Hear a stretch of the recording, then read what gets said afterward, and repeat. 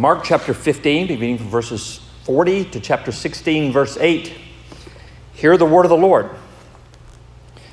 There were also women looking on from a distance, among whom were Mary Magdalene and Mary the mother of James the younger and of Joseph, and Salome. When he was in Galilee, they followed him and ministered to him, and there were also many other women who came up with him to Jerusalem. And when evening had come, since it was the day of preparation, that is, the day before the Sabbath, Joseph of Arimathea, a respected member of the council, who was also himself looking for the kingdom of God, took courage and went to Pilate and asked him for the body of Jesus. Pilate was surprised to hear that he should have already died, and summoning the centurion, he asked him whether he was already dead. And when he learned from the centurion that he was dead, he granted the corpse to Joseph. And Joseph bought a linen shroud, and taking him down, wrapped him in the linen shroud, and laid him in a tomb that had been cut out of the rock. And he rolled a stone against the entrance of the tomb. Mary Magdalene and Mary the mother of Joseph saw where he was laid.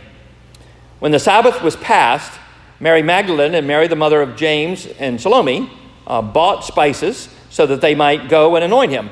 And very early on the first day of the week, when the sun had risen, they went to the tomb, and they were saying to one another, "Who will roll away the stone for us from the entrance of the tomb?" And looking up, they saw that the stone had been rolled back.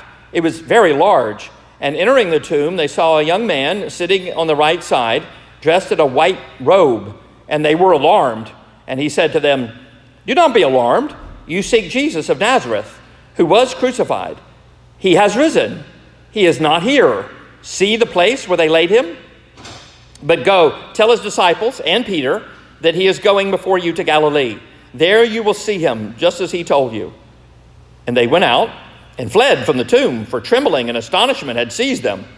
And they said nothing to anyone, for they were afraid. May the Lord add his blessings to the reading of his holy word. Well, what are your limits? What are the concrete walls of your life you can't push past? What is it for you that holds you back, that confines you like a prison cell, that restricts you? We're told these days to fill our minds with slogans, that we can do anything that we determine to do. We can mind over matter. We can overcome anything if we just have the right attitudes. That if your mind can conceive it, we can achieve it. That was a slogan a coach taught me in college. If I can envision myself running a 4-minute mile, my body will follow. Well, we're told we're unlimited, but we still have limits. My body cannot run as fast as my mind can conceive, no matter what the slogan says. I can only buy so much. My bank account limits my purchasing power. I can imagine myself holding you all in rapt attention for a 2, maybe a 3-hour sermon, and you just loving it and lapping it up and wanting more and more.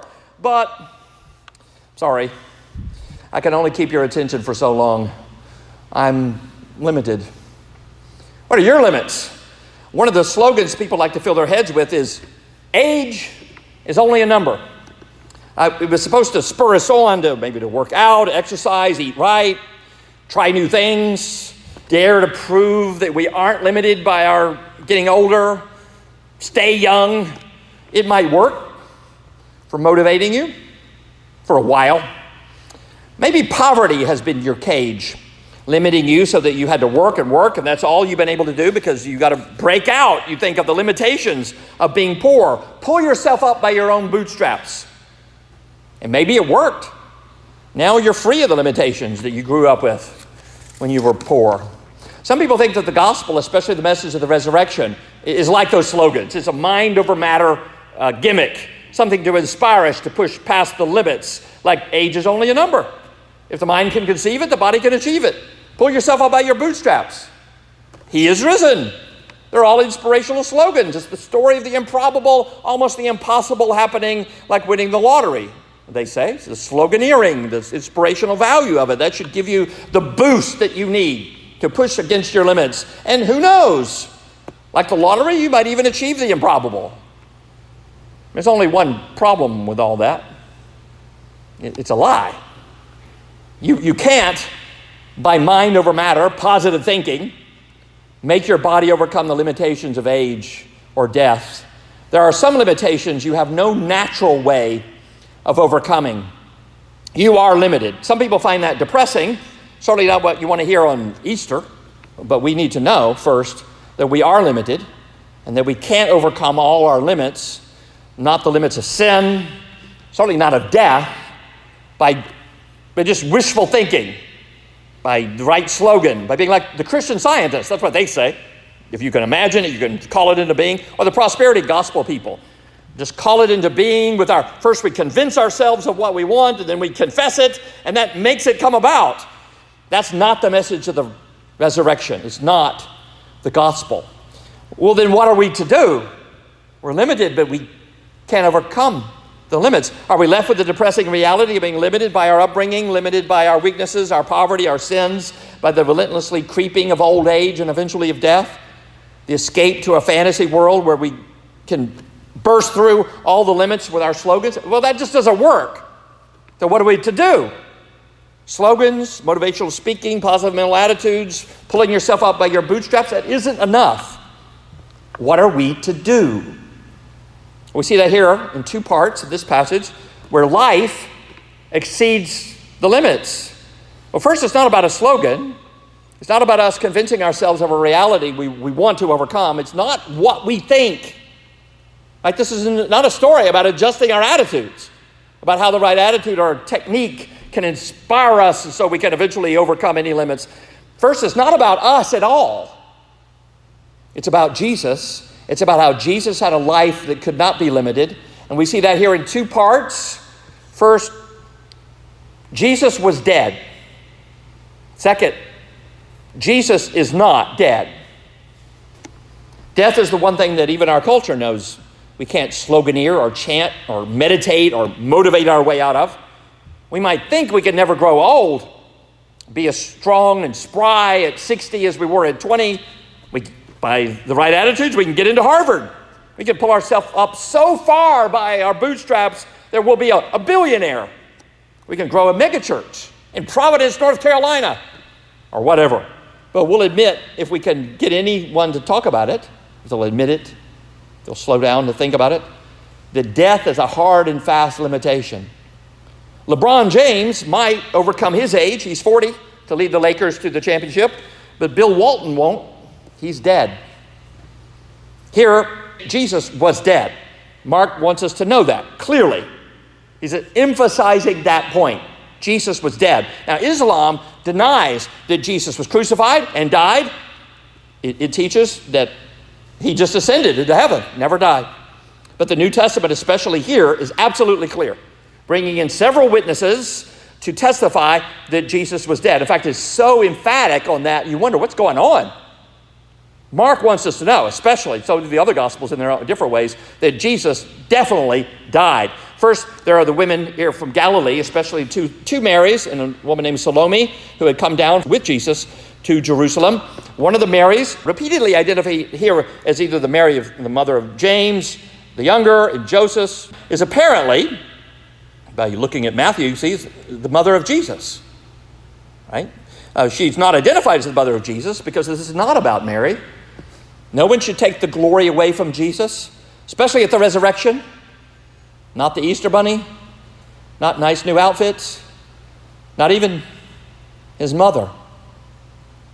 The two Marys and Salome saw that Jesus died on the cross and saw where he was buried. Their first role is to testify that Jesus was dead and see exactly what tomb his body was put in. They didn't forget that and go to the wrong tomb later on Sunday morning. They had clearly seen where Jesus' corpse was. Notice that in verse 47. It makes a point of that. They saw where he was laid. Mark wants us to know that. They knew where the tomb was. The second witness that Jesus is dead is Joseph of Arimathea. Now, he was part of the same council that condemned Jesus to death, and was part of the Sanhedrin, so he's an elder of Israel, a reputable, esteemed man. But he didn't go along with it. He didn't go along with what the rest of the council did. He was instead looking for the kingdom of God in verse 43. Now, the other people, the other members of the council may have said they wanted God's kingdom to come, for God to rule on earth again, but that they chose to kill the king of the kingdom proves that they were actually rebels against the kingdom. Joseph, though, was a subject, not a rebel. And he saw that Jesus was dead on that Friday, that Good Friday.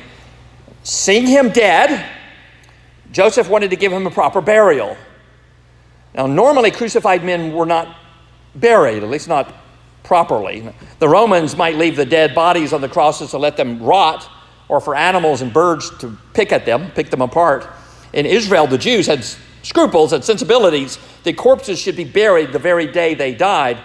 But for someone crucified like this, they might just dump his body in a shallow grave somewhere, or maybe in the trash dump, throw shovels full of dirt on top and be done with it.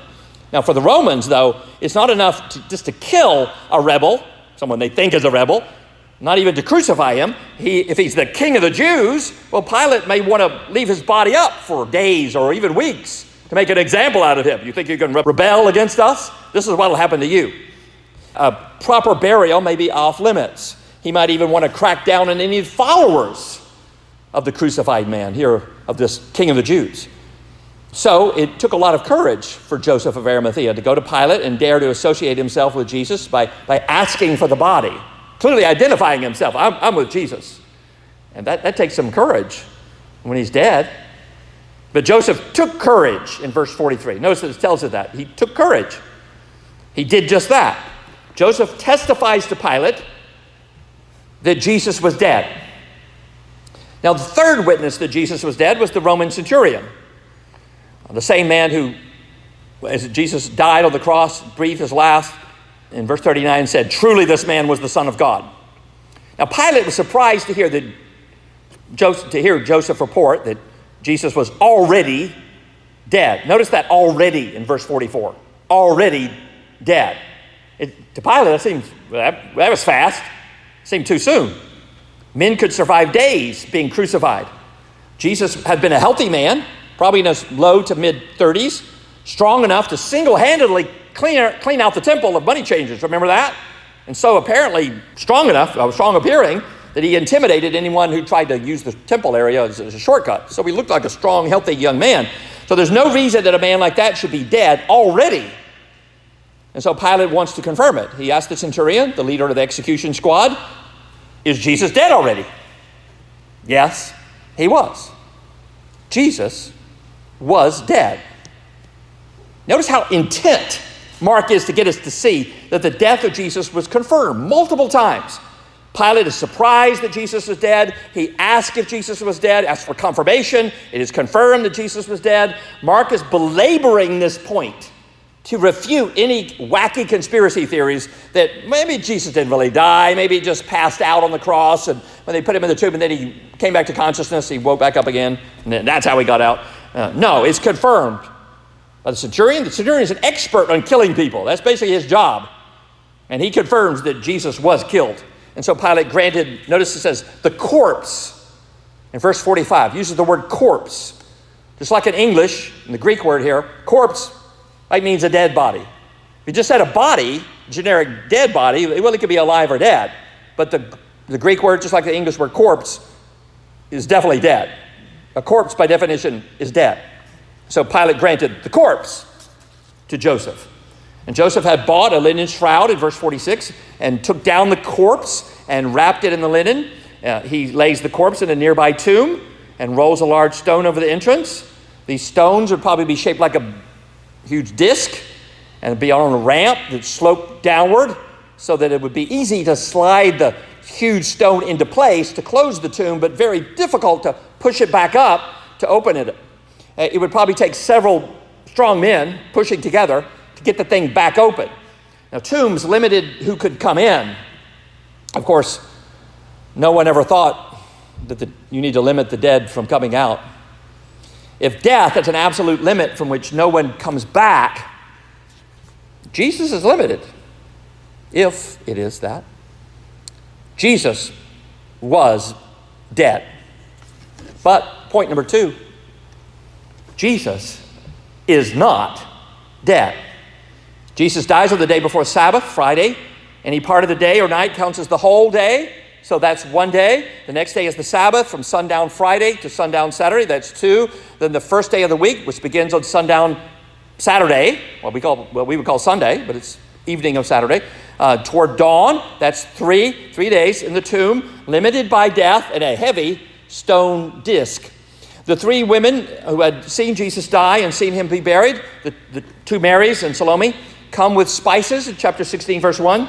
They come to anoint the body to complete the burial that had been hastily done before sunset on Friday, while they were supposed to work on Sabbath. Now understand, you can do works of necessity or charity, of an emergency on Sabbath. So if they thought Jesus was still alive and lingering, they could have attended to him to the Sabbath, but no, he was dead.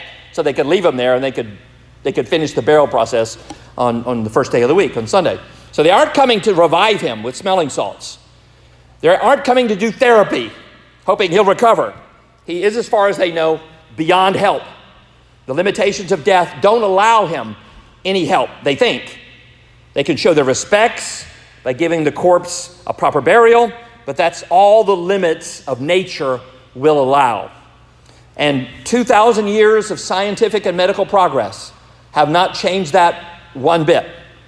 There's nothing still that we can do for the dead. Well, as the two Marys and Salome were walking to the tomb together, they were wondering, well, who's going to help us open up that tomb? Even the three of them together couldn't do it. In verse 3, they were saying to one another, who will roll away the stone for us from the entrance of the tomb? It was beyond their physical limits. Would there be soldiers around who could help? Maybe there would be a gardener and his helpers who could do it for us. Maybe some passerby would help. When they got close enough, they could see the stone had already been rolled away. Well, that's weird. They weren't expecting that at all. Who would come so early? And they thought they were early and roll away that big stone out of the way. Notice in verse 4, it was very large. Notice they did not expect that Jesus was raised. That wasn't like, they were like hurrying to the tomb. Maybe he is raised. He talked about being raised. He's going to be raised. Let's be there. Of course, that's what they thought. They would be camping out right in front of the tomb, wouldn't they? But they didn't do that. It hasn't even entered their minds. And in case some skeptics think that they were just in denial, the first stage of grief is denial. They hadn't accepted the fact that Jesus was dead yet, and things got confusing, and maybe they went to the wrong tomb and jumped to the conclusion that they were already hoping for and expecting that Jesus was raised. No, none of that could possibly be. They had no thought of that. They were in mourning, but not in denial. They came to treat a corpse. They expected the tomb to be closed. And for all they knew and expected, Jesus was now limited by death. And there's no coming back from that. Not in this age. So they enter the tomb. Assume it's pretty small. Stone all around like a cave with carved out shelves for bodies to be put in. Now before Jesus, no body had been put in there. So there should only be his corpse there. But there was no corpse. Instead, sitting on the right side, you got to love all these details. You're tempted to try to interpret these details. Well, does right side mean the side of favor? Is he sitting because the work is over? Well, maybe. But I think it's just little details. He's sitting. He's on the right side. Because that's just what really happened. I don't think we're supposed to read some kind of symbolic meaning into all the little details. They're just touches of authenticity. That's just the way it was. It's the way it happened. This isn't fiction that some author wrote to motivate us with it. So everything like in fiction has some meaning to it. This is the news. This is history. This is the way it happened. And sitting on the right side was someone who looked like a young man wearing a white robe. Now, sure, the white may be symbolic for purity. This is what a young man is actually an angel. But that's also just a fact. He's wearing white. What else do you expect an angel to wear? They were alarmed at the end of verse 5, greatly astonished. Are you fearful of who is this? Who is this sitting in this tomb? They weren't expecting this. They have stepped past the limits of their experience. They stepped past the limits of the whole age that they've been living in. The angel has two things to say to them. First, the declaration, and then the direction. What are they to know? And then what are they to do? That is the indicative first. What is, the facts, the conditions, and then the imperative. What you must do based on those facts. There's a new condition here. Now, what does that require of you? Well, the angel says, the declaration to them, don't be alarmed. Naturally, they'd be alarmed of this young, appears to be a young man. The limits have been broken. The new age has begun. You don't need to be frightened that this is bad for you. You're a believer. It's not bad for you. You seek Jesus of Nazareth. Very specific. They weren't seeking some other body. They weren't seeking a substitute who managed to take Jesus' place. They weren't seeking some spiritual, symbolic, Christ of faith. They weren't seeking just a metaphor for hope that never dies. The hope that the sun will always rise tomorrow, like Scarlett O'Hara. No. They were seeking Jesus of Nazareth, the man from that town in Galilee. Jesus was crucified.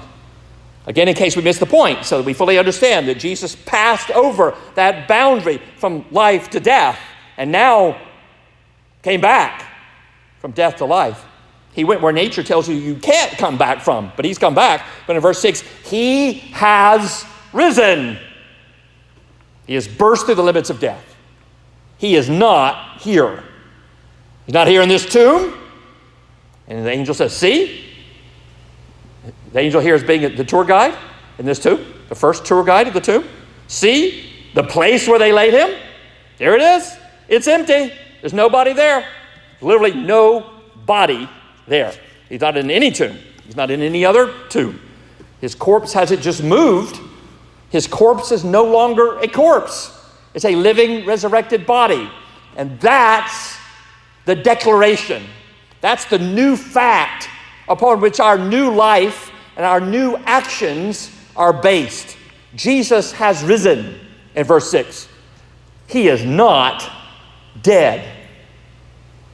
Then there's the directions. Here's what we are to do because of that fact. In verse 7, go. Don't just linger here in the empty tomb. Looks great. And enjoy the declaration of the resurrection. Sit here, I'm sitting, you sit here with me, and we'll just talk about it forever. Don't make a shrine out of it. Don't live here in the empty tomb. Go out. Don't just stay in church talking to those who already know. Go.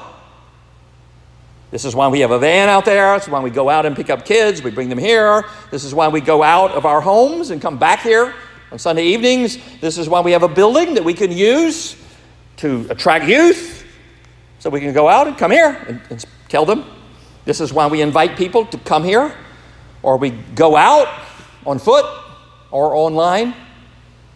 Then tell that the limits have been broken. Not by our slogans and positive mental attitudes, or by our efforts, or our good luck.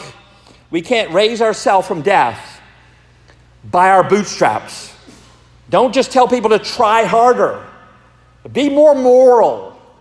Be more religious. No, tell them that Jesus is raised. He is risen. He is not dead. The limits that death put on our life are shattered. And not by us. Not because we had the right technique or we had the right attitude, we had the right slogan, but by Jesus of Nazareth, who was crucified, but is now risen.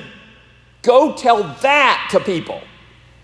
Here in particular, the angel means tell that specifically to the disciples, these scattered, doubting, terrified disciples, huddled in some dark room somewhere, not coming to the tomb because they had no hope. They had no expectation, no slogans, no mind conceiving it so they think they can achieve it, no way for Jesus to pull himself up out of death by his bootstraps. They think death was the limit beyond which they couldn't go, so they thought. And so they weren't at the tomb first thing in the morning, expecting Jesus to be raised. Were they? They weren't there. They weren't expecting it. They'd been told to expect it, but they didn't. They were cowering in fear somewhere. The angel says, go tell them, first thing. Especially tell Peter. Notice that in verse 7. Tell his disciples and Peter. Peter might be wondering whether he even counts as a disciple anymore. Whether he's so far exceeded the limits of what can be tolerated out of a disciple, whether he's burst the acceptance of the Lord, whether he stepped over that line way past the limits of what's acceptable of discipleship, that he's out. He might be expecting the angel to say, well, Tell his disciples, but not Peter. Not Peter, no way. That total failure. Don't tell him. Tell Peter to get lost. He's disqualified. But that's not the message that the Lord has through this angel for Peter. Peter is singled out, not for rejection, but for inclusion. Make sure you tell Peter he's not exceeded the limits of God's grace. Neither have you. The message of the resurrection is that life and forgiveness are without limits. Tell them, the angel says, that Jesus is going to meet you in Galilee. He'll regroup you all there. There, in verse 7, you will see him. You won't just feel his presence. You won't just be encouraged by his undying ideas. You will see him because he is not dead. And he had told them earlier that he will rise from the dead. In Mark chapter 8, verse 31, Jesus plainly said, the verse says plainly, that he will be killed and after 3 days rise again. Peter knew what killed meant. He got that much and rebuked Jesus for saying that. He said, don't bring that negativity in here, Jesus. And Jesus rebuked him back. Get behind me, Satan. Then in the next chapter, chapter 9, verse 10, after Jesus is transfigured, he told Peter, James, and John not to tell anyone about this until after he had risen from the dead. But that was so far beyond what they could imagine. They didn't understand it. They discussed it among themselves. What does this rising from the dead mean? He said that words, but what does he mean? What's he talking about, rising from the dead? They couldn't fathom something that's so far beyond the limits of their experience. Now, here, the angel tells them, you will see him in the body, alive. His resurrection is not a slogan. It's not a metaphor. No, he really rose. You could see him. That's why Mark here has 3 women as the first witnesses. The testimony of women wasn't acceptable in that day, like in courts. Women couldn't testify.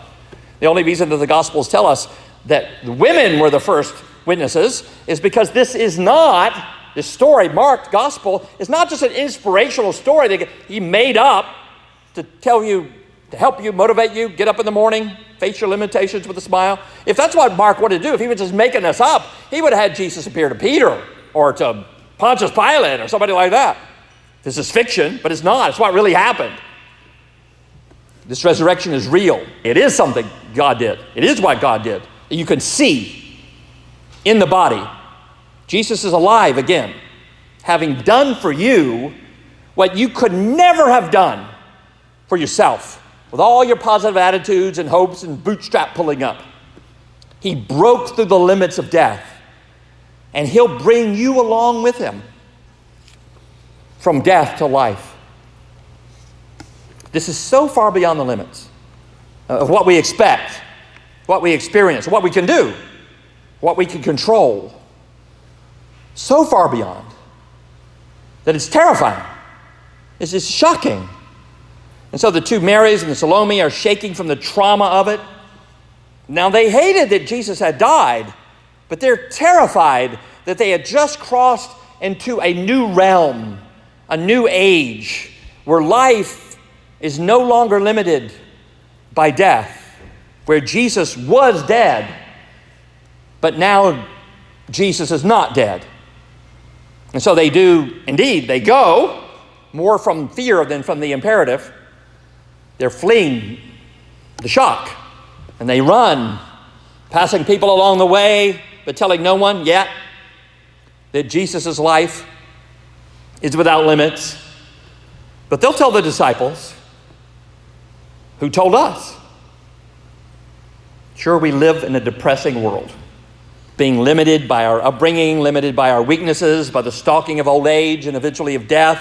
We're limited by families, by spouses, by our country, our money or lack of it, our brain. We're even limited, we should know, if we're honest with ourselves, by our sin, our depraved nature, that sin that clings so closely we never seem to be able to get rid of. And left to ourselves, We're slaves of sin, dead in sin, unable to accept the things of God. We are not able. We're weak and we're failing like Peter. We're wondering, we're depressed if we've exceeded the limits of what can be forgiven. Do you think that? What are you to do then? Who will deliver you from these deadly limitations? Who will deliver me from this body of death? Thanks be to God for Jesus Christ our Lord. What are you to do? Believe. Believe that He has a life without limits, that He has broken down all the walls, even the death that limits you now, that you will see Him. So don't be afraid. Believe that He has burst through the limits for you.